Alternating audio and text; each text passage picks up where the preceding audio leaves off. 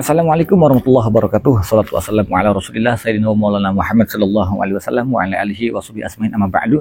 Baik teman-teman, alhamdulillah mudah-mudahan hari ini teman-teman jauh bertambah sehat lagi, jauh bertambah bangkit lagi, dan jauh bertambah semangat lagi insyaallah menuju sehat, pulih total sampai seperti sedia kala. Amin Allahumma amin.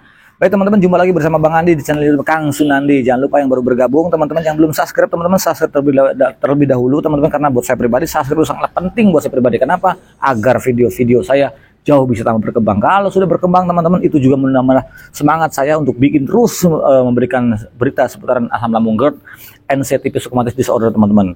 Baik teman-teman, jangan lupa share-nya bila mana memang video-video saya bermanfaat. Kasih ke teman-teman yang sama-sama untuk penderita asam lambung GERD, NCTP Sukumatis Disorder teman-teman.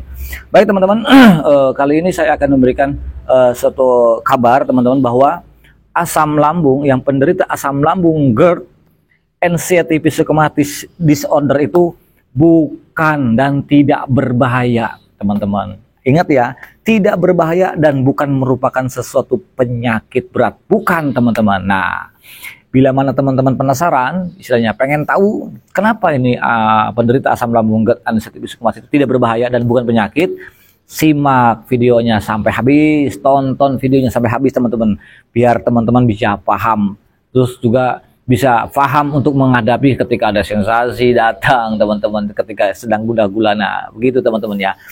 Baik teman-teman, sekali lagi saya di sini juga, terutama saya pribadi Al-Fakir ya. Saya bukan ahli, saya bukan dokter, saya bukan juga ahli herbal ataupun ahli obat-obatan, bukan. Saya bercerita tentang seputaran asam lambung GERD, NCTP Sukumatis Disorder itu teman-teman, yaitu sebagai mantan doang saya ini, sebagai mantan yang dikatakan itu sesuai dengan pengalaman-pengalaman saya yang saya dulu alami, sehingga dari penderita sakitnya sampai sembuh total, sehingga sekarang saya bisa berbicara seperti ini teman-teman. Baik teman-teman, langsung ke poinnya saja teman-teman. Kenapa yang dikatakan penderita asam lambung GERD, NCTP Sukumatis Disorder itu bukan penyakit ataupun tidak berbahaya? Kenapa? Karena saya sendiri teman-teman, saya sendiri sembuh, saya sendiri sampai pulih total tanpa ada sensasi, tanpa ada kecemasan, tanpa ada ketakutan. Dan sampai saat ini teman-teman, saya bisa pergi kemana-mana, saya bisa pergi, dikatakan tidak takut dengan makanan, tidak takut dan sebagainya. Alhamdulillah sampai saat ini pun teman-teman. Jadi saya kepingin teman-teman juga sembuh sama seperti saya, justru harus lebih semangat daripada saya teman-teman. Gitu, karena dulu saya bukan sebulan 2 bulan tapi tahunan teman-teman. Nah, karena itu dulu saya tidak tahu metodenya. Baik teman-teman, kenapa untuk penderita asam lambung GERD, NCTP Sukumatis itu tidak berbahaya teman-teman? Begini teman-teman ya, apapun sensasinya teman-teman, apapun sensasinya, mau dari ujung kaki sampai ke ujung kepala teman-teman, apapun tuh sensasinya, walaupun nggak nyaman, walaupun horor ya, saya sebutkan teman-teman sensasinya itu. Yang dulu saya pernah alamin teman-teman ya, saya itu sakit kepalanya sangat luar biasa teman-teman, sakit kepalanya luar biasa. Tapi sebelum sakit kepala teman-teman, yang saya rasakan bukan langsung kepala, tapi yang saya rasakan itu seperti sereset piar-piaran, kayak apa ya, pada waktu itu pikiran saya bilang, jangan-jangan saya mau berakhir hari ini. Dulu itu seperti itu, kayak piar, nggak enak, piar kayak les gitu kan. Dan itu lama teman-teman, pada waktu itu saya tuh, aduh ini selama saya di rumah sakit, selama saya di selama saya di klinik, di mana setiap harinya itu, setiap waktunya pada share lagi. Nah, setelah saya udah merasakan itu teman-teman, lalu apa? Lalu saya ulu hati sakit seperti mengganjal teman-teman itu ya. Seperti sakit dan mengganjal, terus napas agak terasa agak sesak teman-teman. Napas itu agak sesak, kayak nggak enak di dada tuh, nggak nyaman teman-teman. Terus saya juga dada sebelah kiri sakit, kanan sakit, tapi yang lebih sering itu sebelah kiri teman-teman.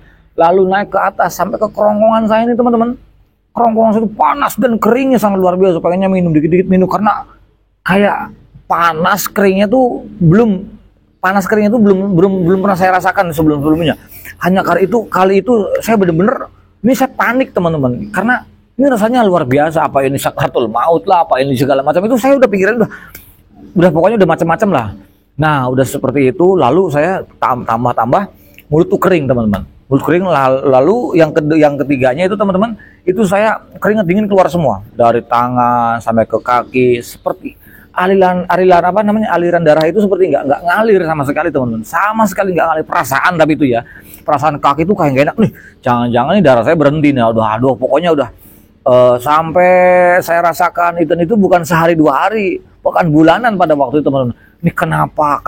Nah, terus lalu darah saya seperti tidak mengalir teman-teman, kayak kaku, terus tangan pada nggak enak, kaki nih dari lutut sampai ke bawah itu teman-teman, itu selalu dingin terus. Kenapa? Sampai dijemur sudah pada waktu itu, terus dikompres pakai air hangat, direndam gitu kan teman-teman, walaupun seketika netral teman-teman, itu begitu lagi dingin lagi. Kenapa gitu ya? Terus keringat dingin keluar setiap makan nih, kalau makan nggak enak, kalau setiap mau makan nggak enak. Terus makan imbasnya, makan ini takut, makan itu takut, segala macam. Nah, lalu itu waktu itu saya sering bolak-balik ke rumah sakit. Nah, setelah itu teman-teman, waktu saya rasakan itu, lalu barulah pada waktu itu saya ke leher itu sangat luar biasa sakit. Di sini juga sakit, di pundak-pundak sakit, sampai ke belakang teman-teman, sampai ke belakang. Lalu keleyangannya itu seperti lebih dari vertigo. Saya pernah merasakan vertigo teman-teman. Itu pusingnya tuh masih bisa tahan teman-teman. Saya bawa tiduran aja vertigo masih bisa tahan. Tapi ini teman-teman, pusingnya itu bukan main. Pusingnya benar-benar lebih daripada vertigo. Karena menurut dokter juga ada vertigonya juga, dan juga ini nggak tahu pusingnya dari mana. Saya cek lagi, di scan lagi. Nah, pusing kelayangan itu jalan tuh seperti kayak ngambang, seperti mimpi teman-teman. Jadi kalau berdiri aja saya nggak bisa diem. Jadi berdiri tuh seperti kayak nggak bisa, kayak kalau ngeliat sih kayak kalau dilihat di YouTube itu kayak orang mabok gitu ya teman-teman. Itu yang saya rasakan. Lalu mata buram teman-teman. Nah, telinga itu awal-awal bunyi bruk itu nggak enak. Terus lama-lama telinga saya mendenging, dan dengingan itu bukan nggak ada jedanya, terus dan itu lama pada waktu itu saya tuh sampai dikatakan 8 bulan kurang lebihnya teman-teman. Nah, di situ saya berusaha, pada waktu itu saya bilang, aduh saya udah nggak ada semangat nih, apalagi jangan-jangan nih bener-bener saya ini terakhir, jangan-jangan nih saya udah nggak ada kesempatan ketemu anak istri lagi, jangan-jangan saya kayaknya udah waktunya sampai di sini. Pada waktu itu saya bilang ke istri saya begini teman-teman, saya bilang, tanya sama istri saya begini, di waktu di IGD waktu dah, karena saya sering bolak-balik rumah sakit, maka saya katakan ke istri saya, bilang, Bun, dah Abi menyerah aja, saya menyerah aja pada waktu itu. Apa kata istri saya? Nggak boleh begitu, apapun, ingat dulu tuh kita sudah harus memberikan motivasi buat orang lain. Mereka sembuh, alhamdulillah. Masa kita yang dulunya sering memberikan motivasi untuk mereka, masa sekarang kok timbul nggak jadi semangat? Gimana mau sembuh? Apapun, sebagus apapun obatnya, sebagus apapun perawatannya, kalau dari diri kita tidak ada semangat teman-teman, itu dikatakan down, bener-bener down. Jadi semangat itu kunci nomor 1 teman-teman. Nah, di situ akhirnya ya udah, saya coba dikasih kesempatan, bilang, kalau saya dikasih kesempatan, coba kali ini mudah-mudahan yang terakhir ke IGD, saya bilang gitu. Karena sudah puluhan, mungkin 25 lebih ya ke IGD. Udah gitu, saya coba terakhir pada waktu itu hampir 5 hari kurang lebih saya di rumah sakit. Saya jalankan metodenya. Kebetulan juga ada sahabat saya, tenang aja Kang, kata gitu. Dulu saya pernah ngalamin berapa tahun, sekian tahun. Waduh, berarti kamu juga saya ngalamin. Nah, saya sebutin orangnya dekat sama saya. Iya, saya begini. Ya. Oh, ternyata setelah coba sensasinya, saya jelaskan masalah sensasi dulu. Sensasinya begini. Oh iya, sama. Ada kesamaan. Timbul ada penyemangat menurut saya. Oh ya, sama. Buktinya Anda juga sehat. Iya, tak, tenang aja. Dia seorang kontraktor pada waktu itu, teman-teman. Nah, setelah dari situ timbullah saya bangkit semangat. Ternyata oh iya, untuk penderita asam lambung gout anxiety psychosomatic disorder itu bukan dan tidak berbahaya teman-teman. Karena saya ngalamin teman-teman. Apapun tuh sensasinya, dari ujung kaki teman-teman ya sampai ke ujung rambut itu bener-bener berasanya nggak enak, horor. Tapi teman-teman jangan takut. Saya baru tahu, walaupun pada waktu itu metodenya belum saya tanamkan, belum saya terapkan. Tapi saya udah dikatakan sudah, oh ini nggak apa-apa. Walaupun dadanya sakit, walaupun punya kekhawatiran, walaupun, jangan-jangan dokternya ini bener apa enggak ya? Apa jangan-jangan teman saya itu bilang, begini bener apa enggak ya? Betul apa tidak ya? Saya bilang, tapi saya ragu. Tapi saya bilang, udah bikin aman aja lah. Saya bilang, nggak apa-apa lah, udah ada contohnya ini. Ternyata kelamaan teman-teman, saya sering merasakan sensasi itu, ternyata, oh iya aman-aman saja. Buktinya, ya toh kita masih hidup, ya toh kita masih bisa berbicara sama keluarga, bisa kumpul sama keluarga, bisa kumpul sama teman-teman, walaupun sensasinya itu datang. Lalu di situ saya catat, sebelum saya menjalankan metode-metodenya, saya catat apa saja yang membuat saya takut teman-teman. Nah itu pada waktu itu saya takut pergi jauh, saya takut ditinggal sendirian, saya takut begini, saya takut pergi keramaian, takut. Kenapa sih takutnya? Sebetulnya ditakutin bukan masalah takut keramaian, takutnya kumat di situ, takutnya parah di situ, takutnya ngerepotin orang, dan di situ dilalah nggak ada keluarga, nggak ada yang nolongin, akhirnya kita tidak tertolong dan takut dadakan di situ. Itu yang ditakutin sebetulnya teman-teman. Itu yang dikatakan, makanya kita sering ditinggal sendirian juga takutnya apa? Takutnya saya nggak ada umurnya, nggak ada siapa-siapa, ataupun saya lagi kumat, nggak ada yang nolongin saya dan sebagainya. Itu yang ketraumaan tersebut. Kenapa? Karena kita mempunyai trauma. Kenapa? Karena awal-awal kita masuk IGD, kumat atau sensasi itu muncul tuh begitu hebat dan begitu horor, teman-teman. Itu yang kita takutin. Makanya ketika sekarang itu teman-teman pada takut itu wajar, teman-teman, karena kita punya trauma pada waktu itu, punya ketraumaan sendiri. Nah, di situ akhirnya saya mempelajari, teman-teman. Ternyata sekarang teman-teman nih, contohnya saya. Sekarang teman-teman nggak boleh takut lagi. Buang.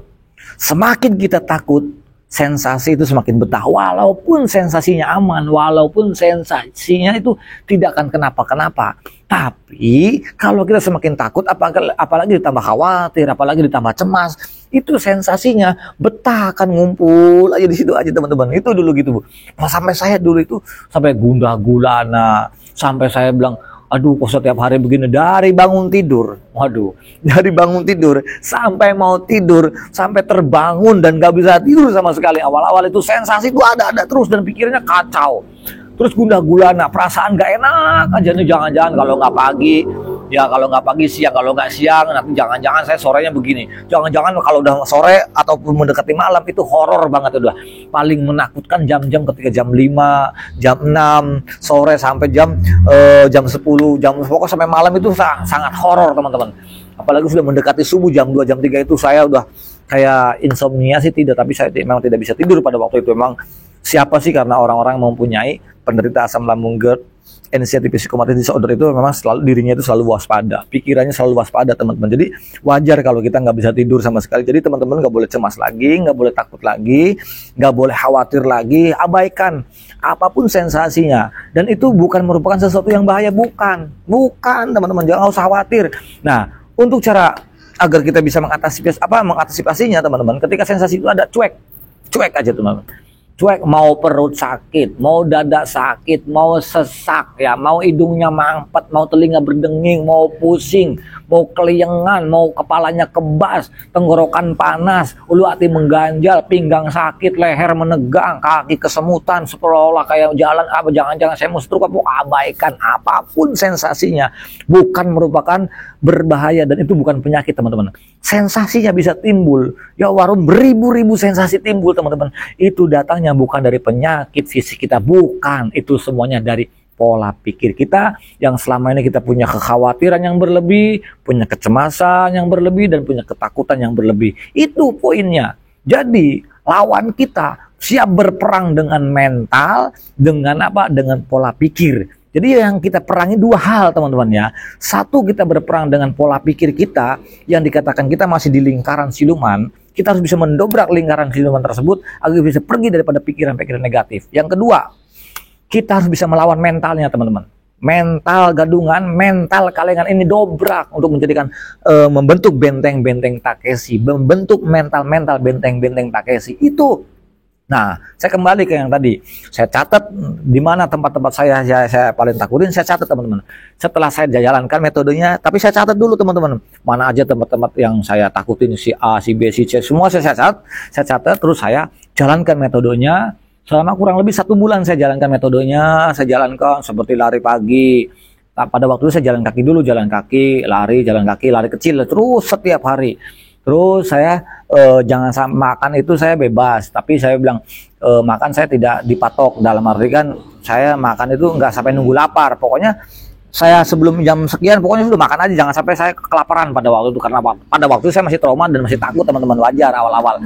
Nah, dari situ, teman-teman, saya coba, lalu saya udah kok ada perubahan ya, saya bilang. Kok sensasinya memang ada tapi berkurang, teman-teman. Jadi yang tadinya 24 jam full sensasinya ini berkurang. Jadi sehari itu bisa 3 kali 4 kali datang hilang. Saya besoknya lagi, terus aja ada perubahan, teman-teman. Ketika ada perubahan, nah saya coba memberanikan diri, teman-teman. Pada waktu saya pergi ke Pangandaran. Di Pangandaran, di jalan pun juga hampir-hampiran kumat gitu, teman-teman. Saya hampir-hampir kumat tuh begini. Tuh di sana tuh kira-kira bahkan sampai sempat begitu sampai ke Pangandaran, sampai itu saya searchingnya apa, teman-teman? Saya searching rumah sakit. Lucu teman-teman, saya searching rumah sakit. Kenapa alasannya? Loh, itu tuh penderita asam lambung GERD anestesia psikomatis itu pasti teman-teman. Yang dicari apa dulu? Rumah sakit. Karena buat saya pribadi pada waktu itu tempat yang paling nyaman tuh nggak jangan jauh-jauh dari rumah sakit. Itu saya dulu. Pengalaman saya. Nah, ketika saya searching rumah sakitku, kok rumah sakitnya kurang gede, ada puskesmas, tapi nggak apa-apa lah. Saya bilang kalau ada apa-apa, saya lari ke sini. Kalau ada apa-apa, saya lari ke sini. Nah, saya coba pergi ke Pangandaran, saya pergi ke laut. Memang teman-teman, pikiran udah macam-macam. Tremor ada, keringat dingin keluar, tapi saya bilang, aduh, jangan-jangan saya kumat lagi nih. Saya paksakan terus, saya paksakan terus, ya Allah, saya bilang, saya coba. Akhirnya saya, alhamdulillah teman-teman, walaupun kumat, walaupun berasa sensasi, tapi tidak apa-apa, bisa kita atasi. Pada waktu itu, saya siang sampai sore, pulang malam teman-teman. Begitu pulang malam, karena saya posisi pada waktu masih di Cilacap teman-teman, masih di Cilacap, saya coba lagi, besoknya saya datengin lagi teman-teman, jarak 2 hari saya besok datengin lagi, saya penasaran, datangnya lagi ke sana, saya mencoba untuk biar saya tambah kuat, tambah bisa dan tambah pede, coba lagi. Nah, karena saya udah merasa enak kan teman-teman, pada waktu itu saya bikin ikan bakar, tapi bikin sambal yang pedas, bikin sendiri. Nah, karena pada waktu itu bertahun-tahun tidak makan pedas, sehari itu teman-teman saya makan pedas dan langsung berasa pure, badan tuh kayak panas banget. Tapi saya baru 2 suap itu saya diem aja, jangan-jangan ini benar-benar. Saya searching rumah sakit, tapi saya bertahan tidak mau rumah sakit, saya diem aja. Lama kemudian saya bisa teman-teman, walaupun saya nggak jadi makan pedas, saya ternyata ada yang ngasih tahu, nggak apa-apa itu mas, sensasi biasa, nanti juga akan netral lagi, nanti juga akan bisa. Itu adaptasi karena selama sekian bulan kita nggak makan pedas. Nah, hari itu dia makan pedas, saya sekali makan pedas nutunya banyak, jadi wajar kalau dia begitu, wajar katanya gitu. Ya udah, akhirnya saya nggak jadi masalah tuh teman-teman, nggak jadi masalah tuh, pulang ke rumah biasa aja teman-teman. Ketika udah nyampe ke rumah gitu ya, sampai saya besoknya lagi saya pergi lagi healing lagi teman-teman ke tempat-tempat yang dikatakan tempat-tempat yang membuat saya takut, pergi ke tempat satu keramaian, pergi walaupun sensasinya ada, cemasnya ada, khawatirnya ada, takutnya ada teman-teman, nggak usah khawatir. Saya coba memaksakan, masa saya gini aja gak kuat, saya masa gini aja gak bisa, saya mencoba teman-teman. Pada waktu itu saya coba, alhamdulillah teman-teman, asal izin Allah, walaupun tremor, walaupun keringat dingin, walaupun khawatir, takut itu datang teman-teman, sensasi itu datang, tapi nyatanya jangankan mati teman-teman, jangankan mati, pingsan aja enggak sama sekali teman-teman. Jadi kalau sensasi itu datang, kalau kita di tempat keramaian itu bohong. Kalau kita, aduh jangan-jangan saya mau mati, jangan-jangan saya mau pingsan, bohong. Itu hanya ilusi saja teman-teman. Itu hanya ilusi, hayalan pola pikir kita. Yang namanya ilusi, yang namanya hayalan itu hoax teman, isinya hoax, bohong. Jadi nggak usah percaya teman-teman. Jangan percaya sama pikiran negatif, takut ini, takut itu. Begitu. Nah, begitu bersama teman-teman, ketika kerasa dadanya sakit nih, perut begah nih, terus pinggang sakit nih, terus bentol-bentol lah yang banyak, terus juga leher menegang, terus ini kayak kaku banget nih, terus tangan gak enak nih, itu semuanya karena bahaya itu menurut kita sendiri, menurut pola pikir kita sendiri wajar karena kita punya trauma. Tapi pada nyatanya kita bisa melewati sensasi itu sehari, 2 hari, seminggu, 2 minggu, sebulan, 2 bulan bisa dilewati. Artinya tanda teman-teman bahwa apapun sensasinya, khususnya untuk penderita asam lambung GERD, anxiety psychomatis disorder, itu tidak berbahaya teman-teman, tidak berbahaya. Gitu, jangan khawatir. Ya walaupun dikatakan kalau yang belum tahu pengalamannya mungkin ya horor ya takut dan sebagainya. Tapi aslinya, oh alah, nanti teman-teman ya, saya tunggu ya. Kalau teman-teman udah sembuh, teman-teman udah sehat lagi teman-teman ya, nanti teman-teman akan lucu sendiri, akan ketawa sendiri. Aduh, gua ini bener-bener dulu dibodohin sama pola pikir yang kurang ajar, dibodohin sama mental gadungan yang kurang ajar, nanti akan ketawa sendiri teman-teman. Saya juga begitu ketika saya udah sehat itu 3 bulan, 4 bulan gak ada sensasi, saya bilang, dipikir-pikir, ya Allah, iya ya, lucu-lucu juga teman-teman. Makanya untuk teman-teman dimanapun teman-teman berada, yang insya Allah yang dimuliakan oleh Allah Subhanahu Wa Taala, teman-teman, begini teman-teman, apapun untuk penderita asam lambung GERD, anxiety psychomatis disorder itu ya, siapapun dan dimanapun teman-teman ya, itu tidak berbahaya teman-teman. Walaupun nggak nyaman perut, nggak nyaman, dada sakit, napas sesak, hidung mampet, telinga juga berdenging, kepala juga kelayangan nggak enak, kaki kebas, keringat dingin keluar, itu apapun nggak jadi masalah. Yang penting kita jangan cemas, ya jangan khawatir, jangan punya takut berlebih, biasa aja. Boleh cemas, boleh, khawatir boleh, takut boleh, tapi bukan berarti yang berlebihan. Takut ini dong, ya. Aduh cemasnya begini dong, semua. Aduh saya khawatir yang begini, itu nggak jadi masalah. Punya khawatir, punya cemas itu nggak masalah. Dan memang kita penting, tapi jangan berlebih. Apalagi sudah didiagnosa sama dokter bahwa Anda itu terkena penyakit, terkena penderita asam lambung doang, asam lambung aja, psikomatis doang, ataupun anxiety doang. Itu nggak jadi masalah. Kalau sudah kata dokter, udah percaya deh. Pokoknya teman-teman ya dimanapun teman-teman berada, menurut dokter itu percaya. Saya pun percaya, saya udah diponis, saya udah, pokoknya udah parah, saya itu paling parah. Saya diponis, saya percaya. Tenang Pak, Bapak nggak apa-apa, terkena asam lambung itu nggak apa-apa. Tidak ada dikatakan sejarah asam lambung itu parah, dampaknya ke ini, nggak ada teman-teman, nggak ada. Jadi asam lambung itu dampaknya ke anxiety teman-teman. Memang dampaknya ke anxiety, makanya kenapa ada selalu aja di judulnya itu ya, penderita asam lambung. Nah kalau udah asam lambung doang itu nggak masalah. Asam lambung tambah GERD. Nah asam lambung ditambah GERD, GERD itu apa? Gas yang naik ke atas, reflux teman-teman. Ya asam lambung, GERD, anxiety. Nah anxiety itu punya kekhawatiran yang berlebih, punya kecemasan yang berlebih, itu anxiety. Nah, psikosomatis itu, yang dikatakan diri kita itu sehat, padahal udah jelas-jelas kita itu sehat, tapi apa? Dirinya memponis, suka mendiagnosa bahwa dirinya sakit padahal sehat, itu namanya psikosomatis. Nah, kalau sudah psikomatis, disorder itu sesuatu dikatakan nih, kalau karena kita sudah memberikan order, udah memberikan psikosomatis, sudah menilai ketika sakit dada sebelah kiri, aduh jangan-jangan jantung. Nah, jantung itu yang dikatakan buat yang punya disorder dicampur dengan disorder, dia sudah mendiagnosa, jangan-jangan jantung, kepala sakit jangan-jangan begini, tangan sakit jangan-jangan saya masih stroke, jangan-jangan begini. Itu namanya disorder. Jadi ketika sudah ada disordernya aktif, maka timbullah panic attack, teman-teman. Nah, kalau sudah panic attack, waduh buru-buru IGD, buru-buru rumah sakit, buru-buru begini, pengennya begini, waduh bagaimana caranya dia, yang penting saya selamat, yang penting saya nggak jadi mati, kan begitu. Itu yang punya dikatakan asam lambung, GERD, anxiety, psikosomatis disorder, teman-teman. Makanya orang yang punya asam lambung sebetulnya 1 bulan, parah-parahnya 1 bulan itu sehat dan sembuh total, teman-teman. Paling lamanya 2 bulan yang punya penderita asam lambung doang, GERD gitu, asam lambung GERD, karena dia nggak punya anxiety. Nah, kenapa ada yang sekian tahun dia nggak sembuh-sembuh? Karena dia punya anxiety, psikosomatis disordernya, teman-teman. Makanya lama. Kenapa bisa lama? Karena sekarang pindah, jangan fokus ke lambungnya, fokus ke pola pikir kita. Karena kita sudah lama nih, teman-teman. Karena teman-teman sudah lama, udah capek lah kita itu 2 bulanan, ada yang tahunan, teman-teman ya. Stop sekarang. Untuk fokus ke lambungnya, stop. Karena kita sudah menerapkan 3-4P, teman-teman. Jadi apa? Kok saya udah menerapkan 3P, 4P, sampai berapa P diterapkan, kok masih aja? Kok masih begini aja? Nah, berarti teman-teman sekarang ganti fokusnya ke pola pikir kita. Fokusnya ke mental kita. Mental, kuncinya di mental. Berani belajar masa bodoh. Saya pun begitu. Makanya bilang, saya sembuh tanpa obat, tanpa herbal. Kenapa? Karena saya mengolah pola pikirnya yang positif.